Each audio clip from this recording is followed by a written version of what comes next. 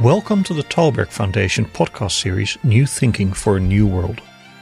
Host Alan Stoga welcomes leaders from around the world to explore the issues that are challenging and changing their societies.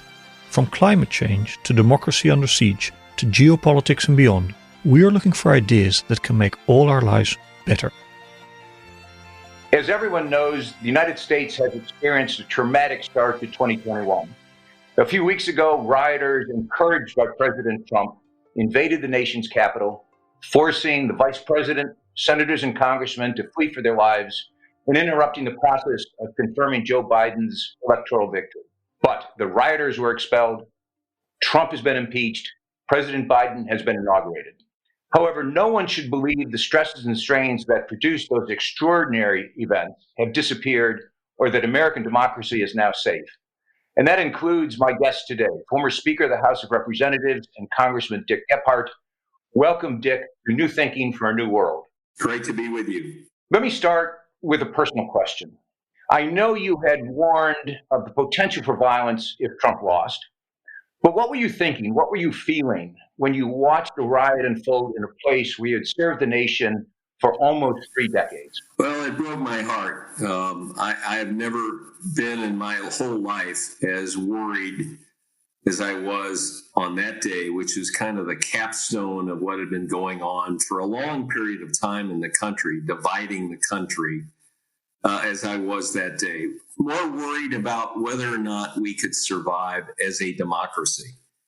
I think we're as divided and in danger of losing the democracy as we were in 1860. And that's a broad, big statement, but that's what I believe. I've always believed politics or democracy is a substitute for violence, and it can very often get back to almost violence. But January 6th was a time when it went over the top into violence to bring about the change that the protesters wanted. And so it was a inflection point in American history. I don't think that's overstatement. And it just indicates how much work, how much effort has to go on now to restore this democracy. Politics, always and everywhere, has been a blood sport. In the United States, I'm thinking about McCarthy, about LBJ hiding a war, about Nixon's enemy list, even assassinations. But as you just said, this feels very different. What is different about today that's bringing out the worst in us? And that's not just on the far right, but bringing out the worst in the body politic. And that, in your judgment, risks making America a failed democratic experiment.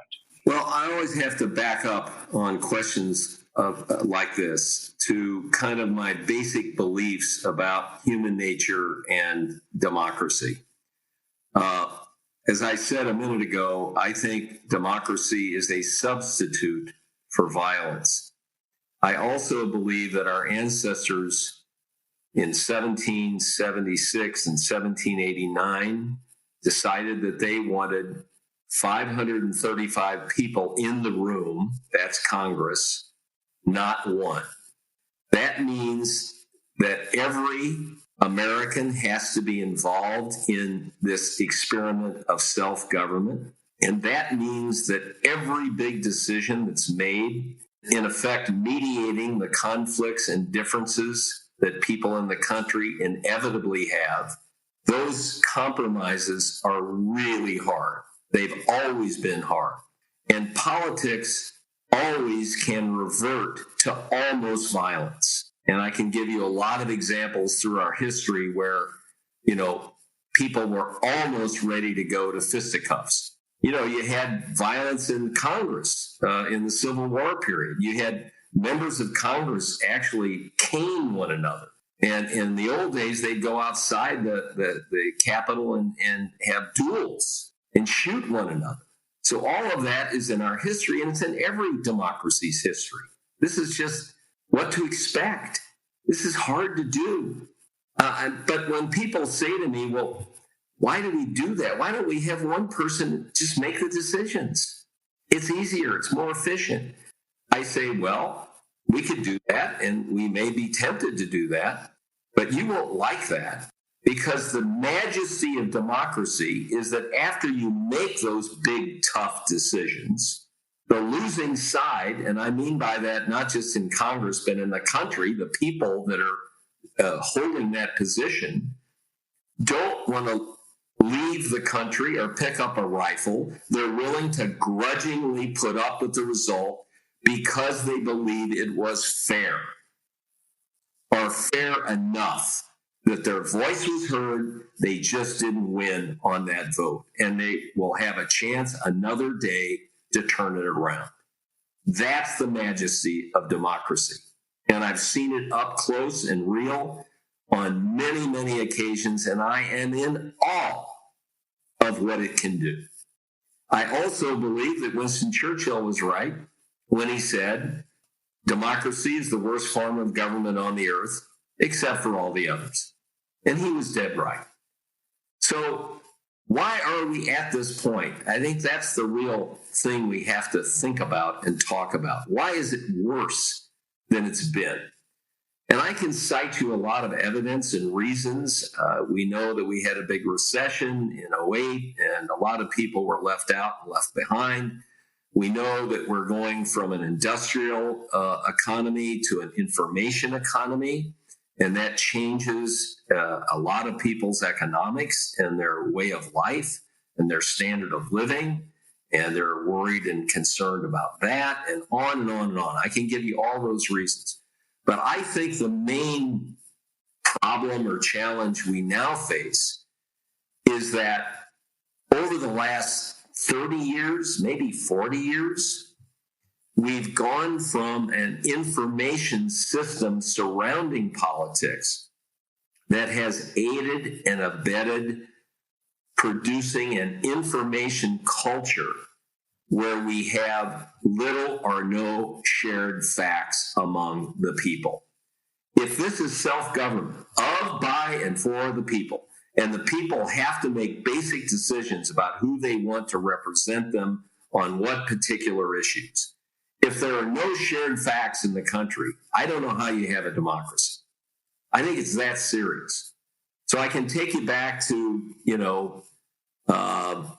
the start of negative ads in politics. I lived through that. When I first ran in 1976, nobody ran negative ads. I never even thought of doing a negative ad.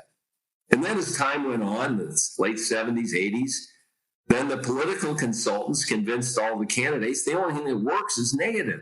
So you run negative and your opponent will run negative, and then you got to answer that negative and hit them back harder and blah, blah, blah.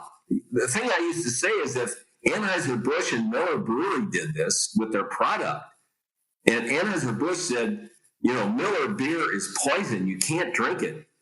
And then Miller would run a counter ad saying Budweiser is poison, you can't drink it. Do you think anybody would buy beer? Of course not. And so we have done this to ourselves. That was the beginning of this trend toward disinformation.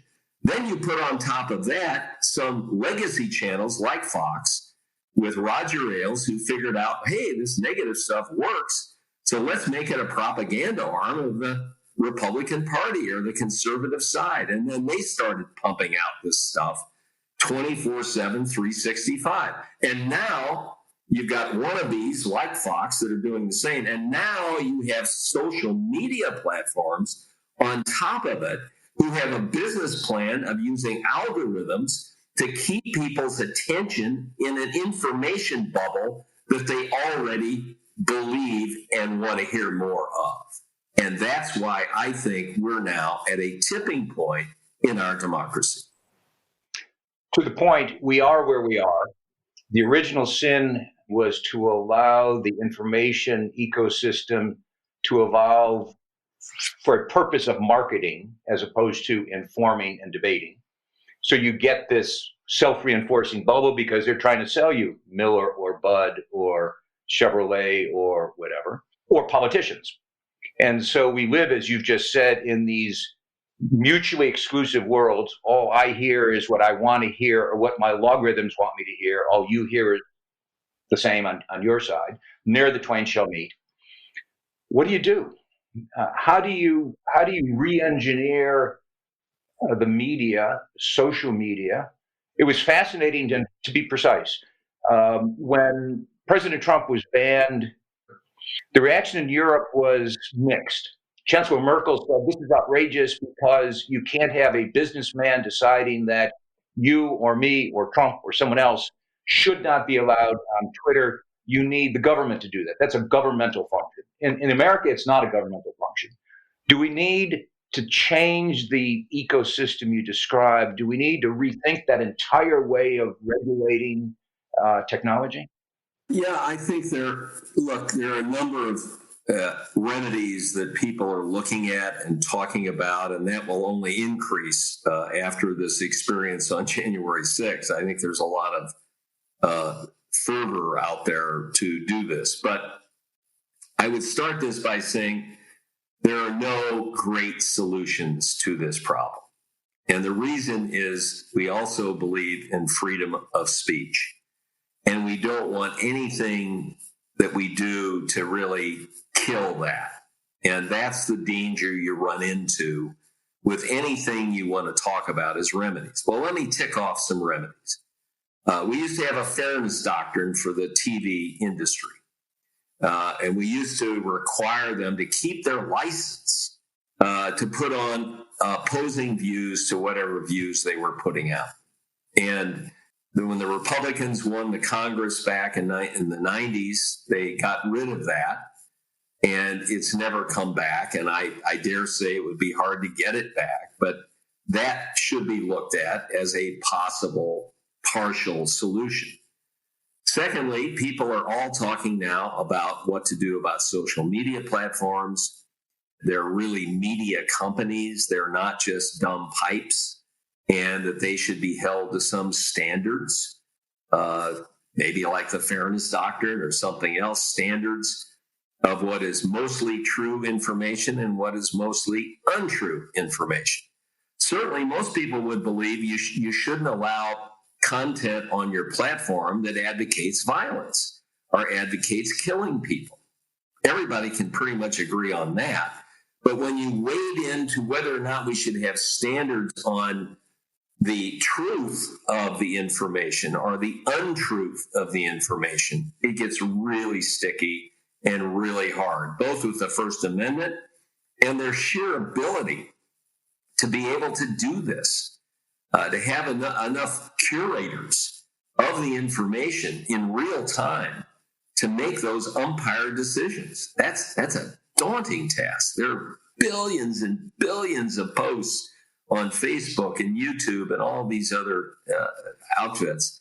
And that's going to be really hard, but it's something that we have to look at. Finally, people talk about educating consumers of information, the people, to be more intelligent, effective consumers of information. And there are a lot of ideas floating around for how to do that. Some of it goes back to basic education of the population, having more people to have more effective education. That's a never-ending subject. And trying to have civics taught in classes again, and so on and so forth. So there's a lot of stuff here that's being talked about, but I would just caution everybody to understand the solutions are not clear. There's no silver bullets, and this is going to be a long, hard slog to get this thing where it needs to be.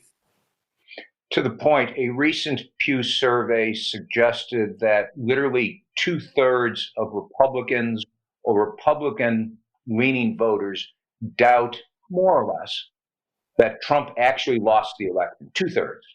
Now, some of my best friends are Republicans, so I must only know the 1/3 that accept reality. But two questions. One, do you think that's possible that 2/3 of more or less half the nation doubt that Joe Biden is the legitimately elected president? And if so, how is that possible? How is it that many people so distrust the institutions of democracy, the institutions of the media, that they're willing to say, I don't think this guy should be president? I not only think it's possible, I think it's probable. Because when you look at the information culture that has been created you can quickly and easily understand how people believe what their tribal leaders are telling them to believe. I have a lot of friends who are highly educated, very successful business people. And after the election, many of them told me that they believed the election had been rigged, that there was massive fraud by the Democrats. And so this is an indication of how far off the tracks we are. It alarms me when people who should be able to know better, who should be able to consume information more effectively, are just caught in the bubble, whether it's Fox or whether it's some social media thing they're stuck in, or whether it's what their friends say to them. It is tribal politics. And I'll go back to what I said a minute ago. In part, we started to do this by doing it to ourselves. When politicians so disparage each other, the public doesn't know. I mean, if I say my opponent is a criminal, and then he or she says I'm a criminal, they begin to think that all of us are criminals. There's no way for them to think otherwise. And they're barraged with these messages 24/7, 365. A lot of my friends watch Fox, and the only channel they watch is Fox. That's where they get all their information. They cannot accept contrary information. They don't want to hear it. They don't want to know about it. They won't accept it. They think it's false. They think all of the media is corrupt. They think all politicians are corrupt. So we have brought this on ourselves. And if we don't figure out how to get back to a safer place, you can't have a healthy democracy without healthy information. It's critical. It's at the heart of the matter. One of the great ironies of this last election is the massive turnout. Literally 2/3 of American voters went to the polls and voted, best since 1900 as a percentage. 160 million people voting. You've argued elsewhere that, and the facts would suggest it's true, that voting alone is not enough. And that we're clearly seeing that. This vote was a vote of anger. It was a vote of against things, but it was massive. Is that good or bad? No, it can't be anything but good, because, again, every citizen has a responsibility to participate in their self-government. And if they don't, my worry before the election was that people were just so bummed out about the whole system, they just wouldn't vote, that we wouldn't get anybody to vote. And then a lot of people had to vote by mail, which would be a big challenge. And they got through that, and they did that. My son said to me the other day that maybe Trump's greatest legacy is he really got people to come back to participate in the democracy. Maybe he's right. But I don't think we can count on having participation gauged by the amount of hatred and difficulty among all the people against each other. I mean, the Trump people came out and voted because they were so angry that he was being attacked every day, and that he wouldn't win, and the election would be rigged. And so he had a massive turnout, and he helped produce it. And I give him credit for that. I mean, they got a lot of people out to vote who had never voted, and the same on the other side. The question is, can we get out of these information bubbles? And can we encourage people, as many are saying, to stop hating one another, to start respecting one another? There are a lot of efforts on that score. I've been part of a group called Braver Angels that structures citizen conversations around the country. They have chapters in every state. They do face-to-face meetings, or at least they did before the pandemic. And they really made strides. I mean, it always works. I mean, you get people in a room and get them to know one another and listen to one another, and you can break down a lot of barriers. It doesn't mean they're going to agree on anything, but at least they know they're citizens of the same country. They know they have some common values. that they believe in, and it really changes the whole situation. But how many of those do you need to do? I mean, Facebook is out there, 24/7, 365. So is Fox, so is MSNBC. I mean, everybody's pumping this stuff out day and night. I don't know how you can, to me, the Braver Angels thing is kind of like spitting in the ocean. I mean, it's great, but what's the impact in the overall? Let's segue for a moment back to Washington and particularly back to the Congress. Now, you served and led a Congress whose purpose was to govern, whose purpose was to produce laws. We've gone a long way from that. The purpose of Congress for the last several sessions seems to be more to make noise than to govern, to confront rather than to collaborate. How can you recreate the conditions where legislative politics again becomes the art of the possible instead of the art of the noise? Well, this is kind of a two-sided issue. It's very hard for the Congress to be other than a reflection of the American people. That's their job. That's why they're there. They're there to represent the public in their state, in their district. So if the public in their district is hating anybody on the other side and does not want to compromise on any issue that they care about with the other side, it's my way or the highway. It's very hard to begin to believe that Congress can go back to the way it was and the way it should be of being able to bring about compromises on complicated, controversial issues. So that's my first answer. But there's another answer. There's another way of looking at this problem. And that is that no matter where your public is, where your constituents are, you are elected to be a leader, to use your judgment to make the best decisions you can make for the people you represent and for the whole country. I came from a district that was very evenly divided between Democrats and Republicans. And while we weren't as polarized then as we are now, I made a lot of votes that half the people in my district hated, and were offended about. But I did something else in my whole career that I think allowed me to get reelected in that atmosphere. And that is that in my entire political career, I did nothing when I went home, and I would go home 2-3 times a month for long weekends. I did nothing but go door to door. I would go door to door and simply introduce myself and ask people what they thought about what was going on in their neighborhood, in the community, in the state, in the country, and to get their beliefs, to get their thoughts.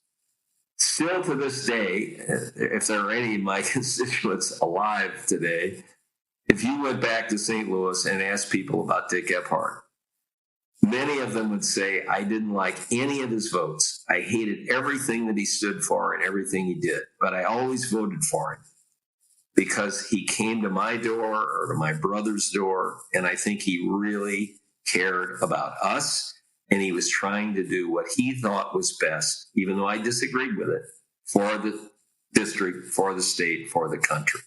I say that to say that when you're elected to Congress, you're not just to go there and live the good life and to be, in the newspapers and the TVs and so on. You're there to lead. That's your job. Your job is to lead the people. And if you get unelected because of it, then fine. That's okay. That's part of the deal. Often I would say when I was trying to get votes of members on tough things, they'd say, oh, you're right. We should do this. That's a good compromise. We got to do this, but I can't vote for it.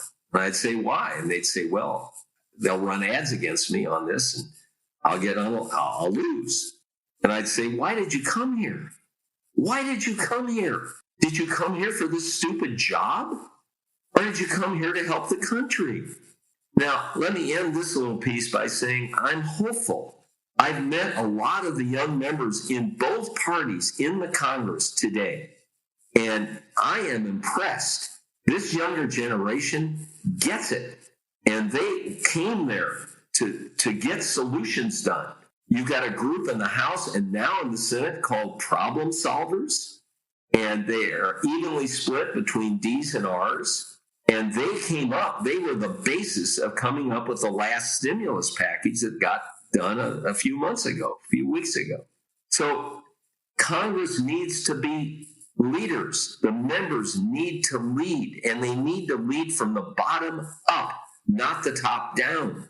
They can't just look to the leadership. They need leadership, and the leadership has a pivotal role to play.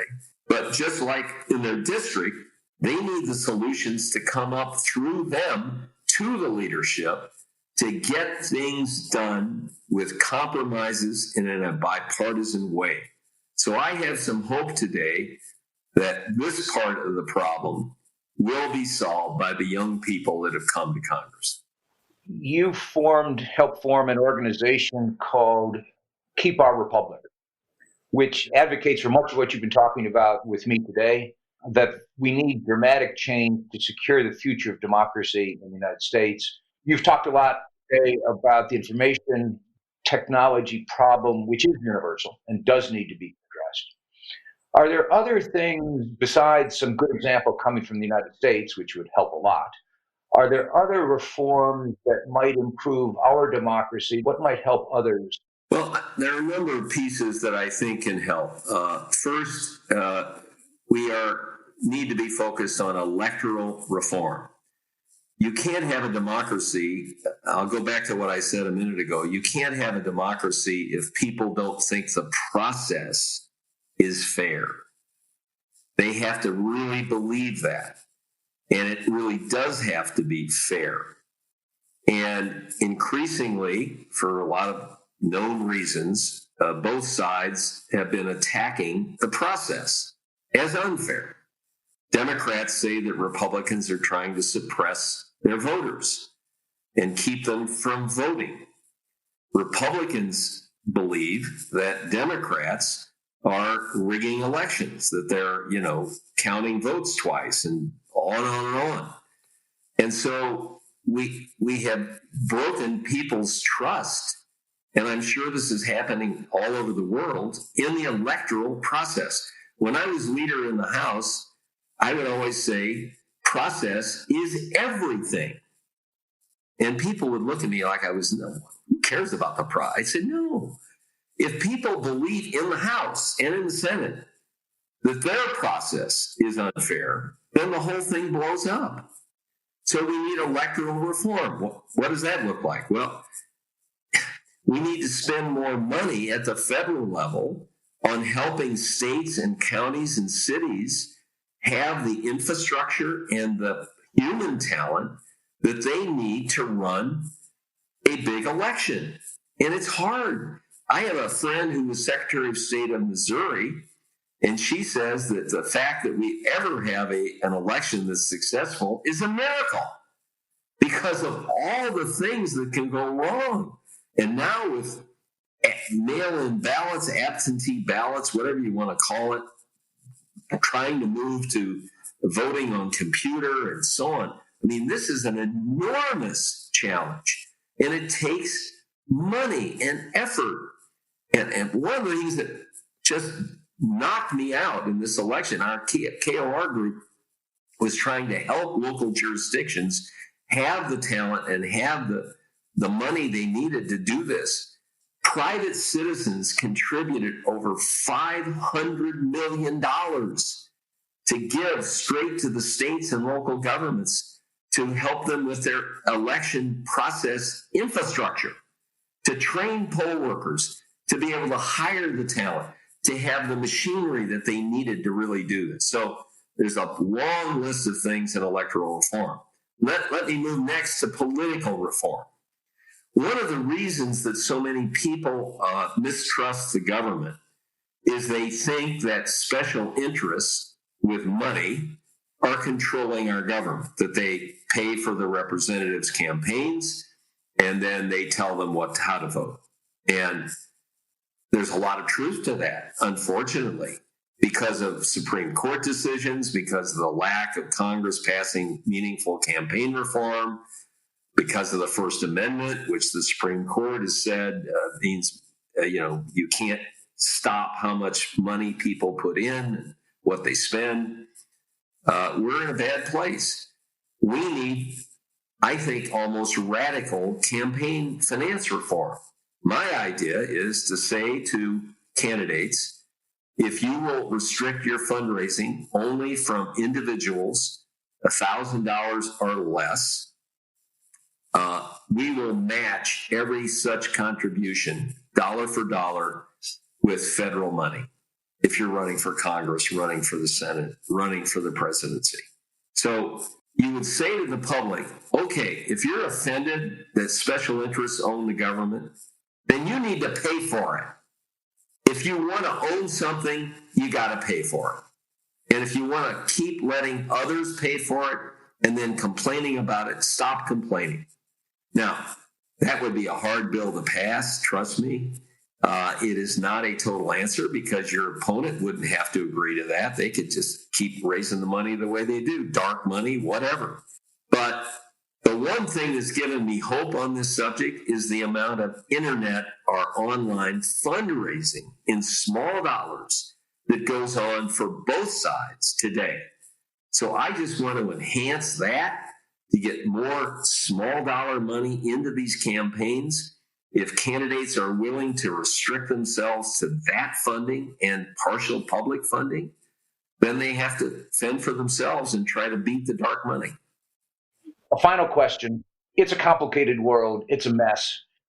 We both fear that democracy could be in a death spiral in our country and elsewhere. If you had a magic wand, you can only do one thing, what would you do? What would you wish for to secure our democratic future? It's a really good question. And you and I probably agree there are no magic wands. But I guess my optimism comes from my experience that there is a magic wand. And the magic wand to me is the American people. I was in Congress for 28 years. I was on the city council in St. Louis for 5 years before that. I was a precinct captain in the 2nd precinct of the 14th ward before that. I did nothing but go door to door. So I've met thousands and thousands and thousands of people. I ran for president twice. I spent literally 2 years on the ground in Iowa and New Hampshire, basically going door to door, going from farm to farm, from town to town, and meeting millions of people. And then when I was running, I was in every state of the United States, meeting thousands and thousands of people. No one is perfect. We're just human beings. But my firm belief is that the American people, in a great majority, are really good. They're not perfect. Everybody makes mistakes. Everybody fails. But they want the right things. They believe in the values of this country. They believe in what they have. They believe in the rule of law. They understand that you can't have capitalism without the rule of law, without democracy. It just doesn't happen. And so if I had to wave a wand, I guess I just somehow try to keep that belief in the American people. The really good news to me is that I think the young people in the country today really get this. I'm not altogether sure how they got it, but they've got it. And we just need to keep on keeping on. There's no magic answers. There are no magic wands. That, to me, is the underpinning of this great country. And I'll just end with this. So,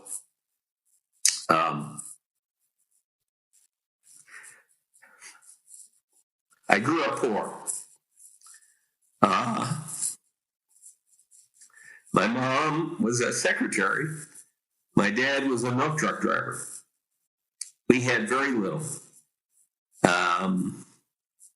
When I was a junior in high school, public school, St. Louis, I had a speech teacher who stopped me one day after class And she said, I think you could get a scholarship to go to the National High School Institute in speech at Northwestern. And I will help you fill it out.